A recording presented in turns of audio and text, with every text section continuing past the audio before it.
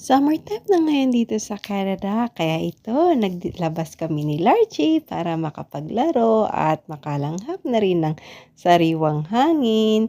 So, ayan, naglaro kami sa labas ni Baby Larchie. Say hello! Hello, Larchie! We're here! Larchie! At ito nga, nag-i-enjoy talaga si Larchie maglaro sa labas, makita ang mga damo, bulaklak. Hi! How's the baby? How's the baby, Larchie namin? Playing bubbles. Yeah? No? Oh, it's hot, anak ko. Uh-oh. Uh-oh. No, don't take it off. Don't take it off.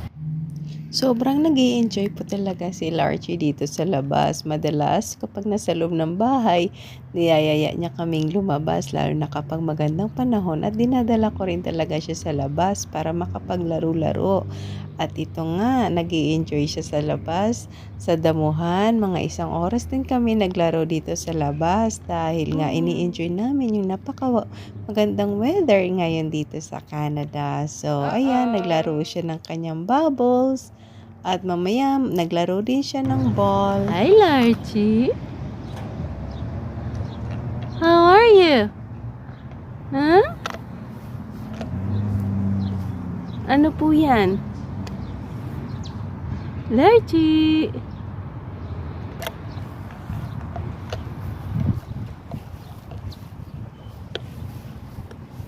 Look at Mama. Now you're sleepy? Huh? Ito talaga ang pinakahinihintay talaga ng mga tao dito sa Canada, ang dumating ang summertime.